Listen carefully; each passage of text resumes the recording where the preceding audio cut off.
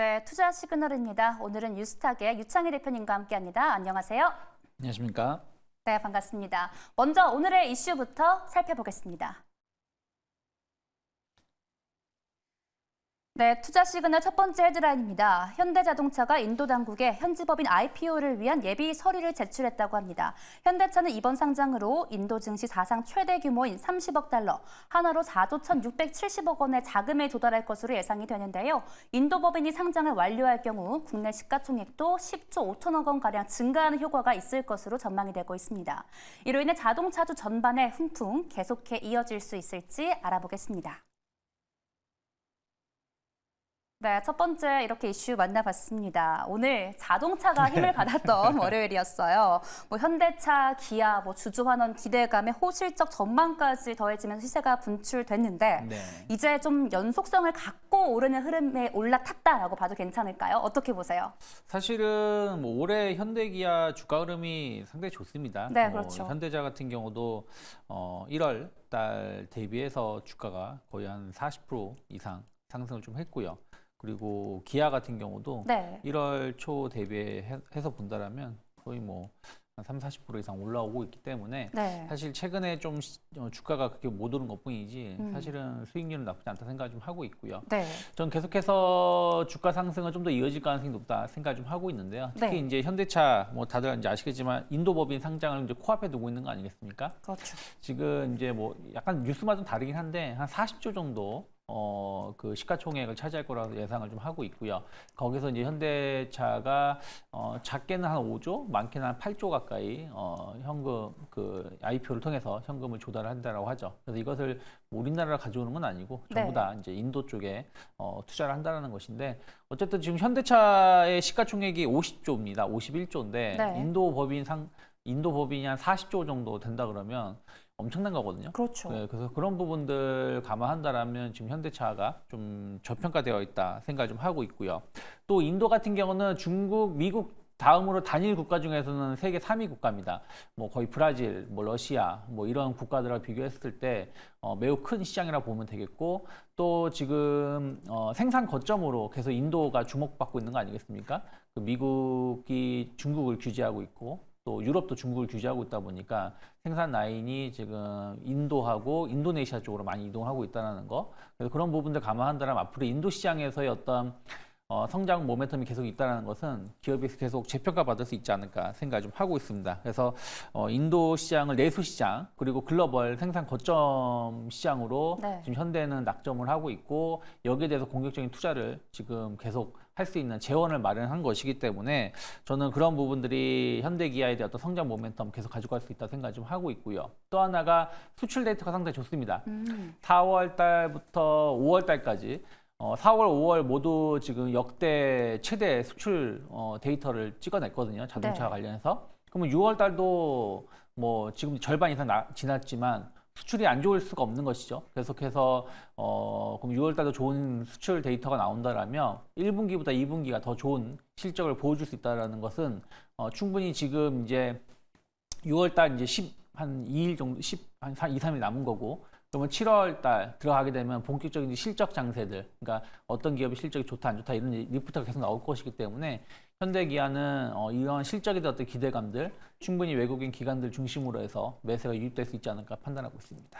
네, 인도 시장 모멘텀도 있고 최근에 숫자도 잘 찍히니 수출 데이터도 좋고 근데 또 현대차가 밸류업이랑도 연관이 되잖아요. 그러니까 어떤 많은 모멘텀을 다 갖고 가면 되는 것 같은데 이제 현대차가 저평가라고 아까 말씀을 해주셨잖아요. 오늘 4% 좀 안 되게 올랐습니다. 지금 신규 매매 관점으로는 어떻게 보실까요? 저는 지금 계속해서 약간 눌림이 나온다고 하더라도 조정이 나온다고 하더라도 저는 분할매수 관점으로 대응할 수 있다 생각을 좀 하고 있어요. 물론 1대1로 비교할 수는 없습니다만은 토요타 시가총액이 하나로 치면 300조가 또 넘습니다. 근데 현대기아가 합쳐서 100조 정도 되는 것이죠. 근데 토요타 같은 경우는 성장할 수 있는 차량이 없어요. 뭐 하이브리드 차량은 세계에서 또 인정을 받고 있지만 전기차 라인업이 거의 없다시피 하고 있고요. 네. 또 최근에 토요타 연초에는 토요타 계열사가 조작 인증 문제가 발생을 했고, 최근에는 또 토요타 자체적으로 조작 인증 문제가 발생을 했죠. 이런 부분들이 생산을 많이 늘릴 수 없는 상황이고, 거기다가 기업에 대한 신뢰도가 많이 꺾였다는 걸 감안한다라면, 저는 뭐 현대 기아 같은 경우 그런 부분들에 대해서 좀 자유롭다는 거, 그런 것을 감안한다라면 지금 주가 그렇게 비싸지 않다 생각을 좀 하고 있기 때문에, 저는 꾸준히 좀 분할 매수 관점으로 접근해 볼 수 있는 좋은 좋은 기회가 아닌가 생각하고 있습니다. 네, 뭐 기아랑 현대차 다양한 상승 모멘텀이 있기에 분할 매수 관점으로 들여다보면 좋으실 것 같습니다. 또 오늘 상승 흐름에 따라 궤를 같이 한 업종이 있습니다. 바로 자동차 부품주가 아닐까 싶은데요. 오늘 부품주 중에서도 현대차 인도향 부품주가 시세가 났습니다. 이쪽 섹터는 좀 신규 진입 관점으로 어떻게 보실까요? 저는 이제 충분히 접근 가능하다 보고 있어요. 왜냐하면 현대 기아가 잘 나가기 때문에 네. 그 부품사들도 실적 좋게 나올 수밖에 없는 거죠. 다만 이제 전략은 조금 고민을 좀 할 필요가 있다 생각 좀 하고 있어요. 특히 오늘 SL 같은 경우는 윗꼬리가 좀 길게 나오는 모습이 포착이 됐는데, 네. 사실 SL은 현대차 그룹이 인도의 투자를 늘리는 거에 가장 큰 수혜를 입을 수 있는 기업 중에 하나거든요. 왜냐하면 현대차의 헤드램프를 거의 독점적으로 공급하다시피 하고 있고요. 또 인도하고 그 미국 등 해외 현대차 그룹의 해외 생산 거점에 필요한 부품을 거의 SL이 도맡아서 생산을 좀 하고 있습니다. 그리고 SL은 유일하게 전기차 부품, 그리고 헤드램프, 그리고 BMS라고 해서 배터리 그 관리 시스템, 이 세 개를 동시에 생산을 하는 기업이거든요. 그렇기 때문에 SL의 성장 모멘텀은 전 계속 나올 수 있다고 보고 있는데, 네. 다만 지난주 후반 또 오늘 같은 경우도 보면 약간 윗꼬리가 좀 나오는 부분이 좀 있기 때문에 약간의 단기 급등에 대한 어떤 기간 조정을 좀 있을 수 있지 않을까 생각하고 있고요. 그리고 오늘 보시면 서현이화라든지 네. 뭐 화신이라든지 이런 전기차 부품주들이 상당히 좋은 주가 흐름을 보여줬거든요. 네. 어쨌든 이제 그 기아가 EV3가 이제 곧 출시를 하고요. 그리고 EV5 같은 경우도 올 겨울이나 내년에 출시를 앞두고 있고요. 현대 같은 경우 아이오닉 9이 이제 부산 모터쇼에서 공개를 하고 아마 계약을 받아서 가을 정도부터 늦여름이나 초가을부터 인도를 하는 걸로 제가 알고 있습니다. 그래서 이제 지금까지는 하이브리드 차량이 상당히 판매가 좋았는데, 네. 아마 내년 정도 넘어가게 된다면 지금 EV3는 거의 이제 소형 모델이고 EV5 같은 경우도 중형 모델이거든요. 그래서 소형하고 중형 모델에서 이제 베스트 셀링카가 나온다라면 전기차 보급이 좀 더 빨라질 수 있다라고 생각하고 있어요. 그래서 전기차 캐즘이라는 얘기는 좀 이제 내년 되면 좀 없어질 가능성도 높다 생각 좀 하고 있고요. 또 하나가 유럽하고 미국이 중국 네. 전기차에 대한 관세를 부과하는 거 아니겠습니까? 근데 이게 중국 브랜드만이 아니라 중국에서 생산하는 모든 차량에 대해서 세금을 더 높이는 것이기 때문에 네. 뭐 테슬라 같은 경우는 중국에 생산해서 유럽으로 수출하는 물량이 한 30% 가까이 되는데 그 부분에도 세금을 부과가 되는 되는 거라 본다라면 약간 경쟁 측면에서 현대기아가 좀 유리해질 수 있다는 거 본다라면, 저는 오늘 약간 전기차 부품주들이 주가 상승이 상당히 좋았고요. 네. 이러한 모습은 전 좀 더 이어질 수 있지 않을까 생각 좀 하고 있습니다. 그래서 당분간은 만약에 부품주를 보신다라면 네. 전기차 부품주가 조금은 수익률이 좋지 않을까 판단을 좀 하고 있습니다. 네, 전기차 말씀을 해주셨는데 전 또 전기차에서 우려되는 부분이 이 최근에 유럽이 대중국 관세 얘기하면서 우리나라 수혜 받아가지고 전기차 업종 흐름 좋지 않았습니까? 네.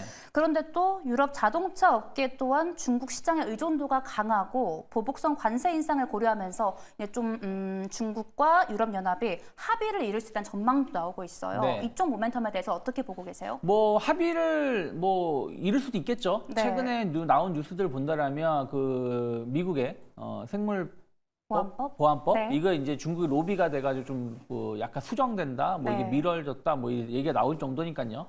하지만 어찌됐든 중국도 미유럽 같은 경우도 자체 그 전기차 시장을 그러니까 자체 기업들이 네. 성장을 하기 위해서는 약간 중국을 규제해야 되는 부분들이 좀 있다 생각 좀 하고 있어요. 그래서 뭐 이게 약간 세금이 좀 조율될 수는 있겠습니다만 갑자기 부과하겠다는 세금을 제로로 만들 수는 없는 거 아니겠습니까? 그렇죠, 그렇죠. 그렇기 때문에 어찌되었든 관세가 높아진다는 부분들에 대해서는 현대기아가 반사이익을 더 조금이라도 누리면 누리는 것이지 뭐 갑자기 이게 뭐 네. 없는 세금을 깎아주는 건 아니기 때문에 네. 뭐 나쁘진 않을 것 같다 생각하고 있습니다. 네, 이 세금 문제에서는 조율되는 부분이지 있던 게 없어지진 않으니 걱정하지 않으셔도 된다라는 말씀을 해주셨습니다.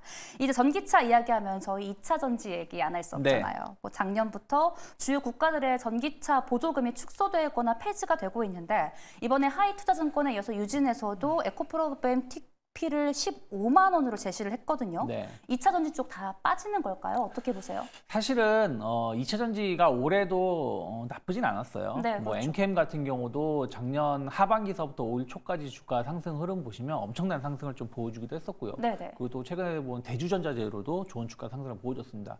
뭐 SKC라든지 제가 여기서 언급해드렸던 롯데에너지 머티리얼즈도 상당히 좋은 흐름을 보여주고 있고 네. 또 한 2월, 3월달, 4월달에는 전고체 배터리 관련된 종목군들이 또 힘을 좀 내기도 했었습니다. 네. 그러니까 무슨 말이냐면 네. 우리가 2차 전지 하면 너무 이제 에코프로라든지 포스코 케미칼 뭐 이런 기업들 퓨처엠 이런 쪽에 너무 집중되어 있다 보니까 사실은 2차 전지가 못 간 것처럼 보이지만 그 안에서도 잘 가는 기업들은 계속 나왔고 네. 최근에 장비 관련해서도 뭐 PNT가 상당히 좋은 상승을 보여줬기 때문에 네. 2차 전지가 못 간다라고 말씀을 드릴 수는 없지만 다만 예전에 전통 강호가 다시 뭐 에코프로가 150만 원을 간다. 뭐 포스코홀딩스가 다시 뭐 80만 원, 90만 원 갈 수 있다라고 말씀드릴 수는 없다라는 것이죠. 그래서 약간 최근에 트렌드가 좀 변하고 있다는 부분들. 예를 들어서 배터리 관련돼서는 이제 고속 충전이 계속 이슈가 되고 있기 때문에 네. 뭐 실리콘 응급제라든지 뭐 CNT 도전제 뭐 이런 쪽에 대해서의 이제 시각이 좀 변화가 되고 있고 이들 기업들이 이제 매출이 나오고 있기 때문에 네. 그들 기업들이라든지 또 동박 관련된 기업들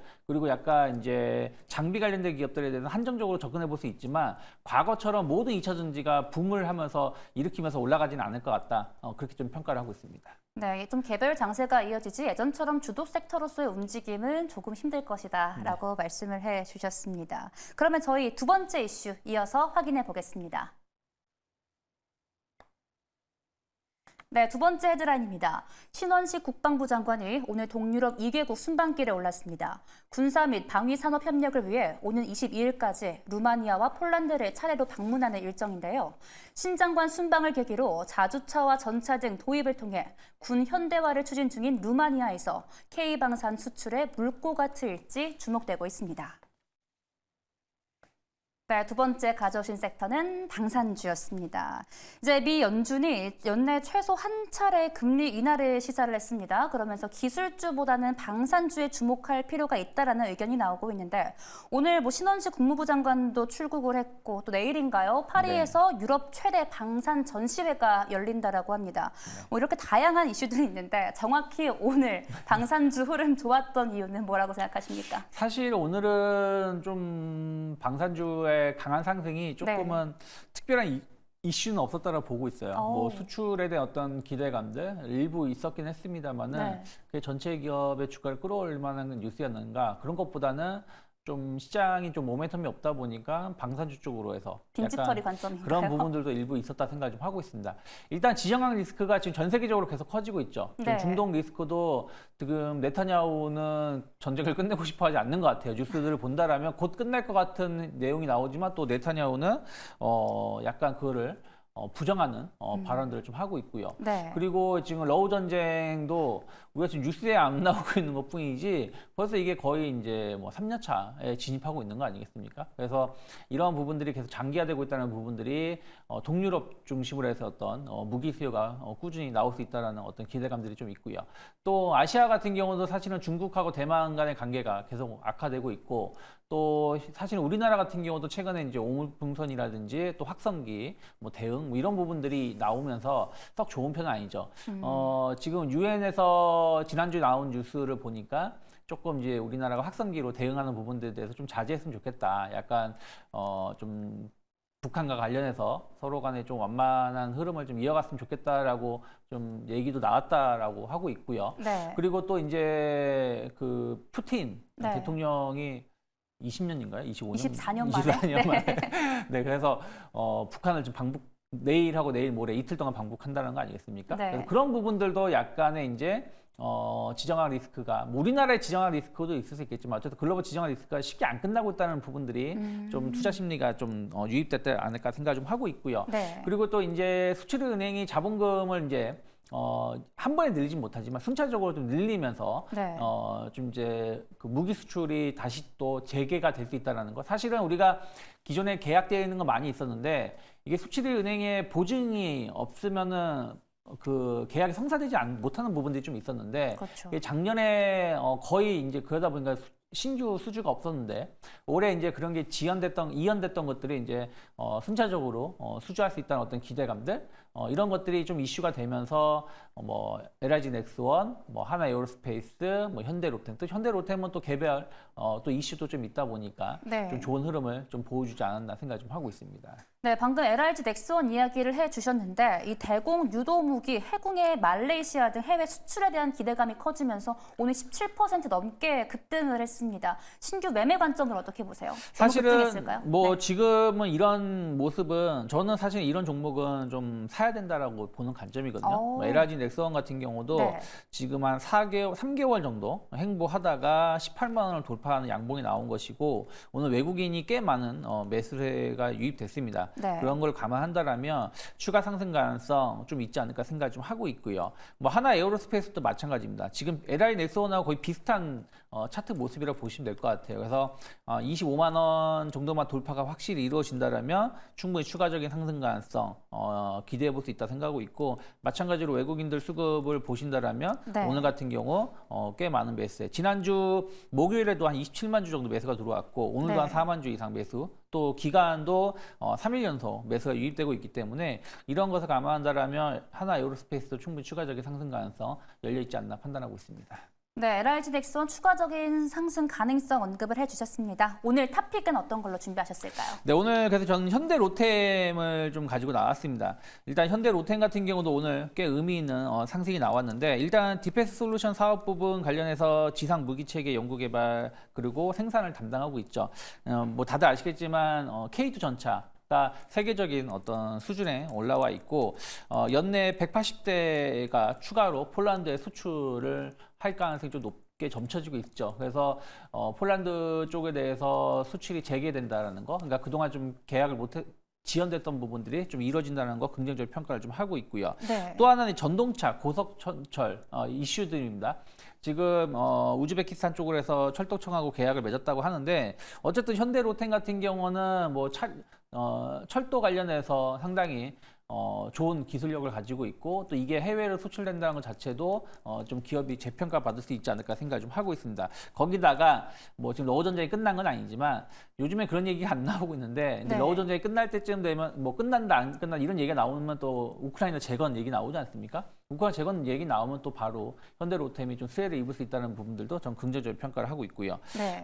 특히 이제 에코플랜트라 사업부라든지 국내외 철강 자동차 생산 인프라 공장을 이런 기술력을 가지고 있는데 아까 말씀드린 현대가 인도 법인을 IPO하면서 조달하는 자금을 추가로 또 인도라든지 미국 쪽으로 해가지고 공장을 짓는다는 거 아니겠습니까? 그럼 현대로템이 그런 부분들에 대해서 큰 역할을 할 수 있다 생각하고 있어요. 왜냐면 뭐 현대차가 33% 지분을 가지고 있으니까요. 그래서 그런 거 감안한다라면 현대차 그룹이 인도 법인 IPO 관련해서도 현대로템이 충분히 수혜를 입을 수 있지 않나 생각을 좀 하고 있기 때문에 네. 저는 뭐 일단 단기 목표가는 5만 원 정도 열어놓고 있고요. 37,000원이 크게 이탈하지 않는다라면 조정이 나온다고 하더라도 분할 매수 관점으로 접근해 볼 수 있지 않을까 생각하고 있습니다. 네, 현대로템 제시해 주셨고 목표가는 5만 원, 손절가는 37,000원 만나봤습니다. 지금까지 유스탁의 유창희 대표님과 함께했습니다. 고맙습니다.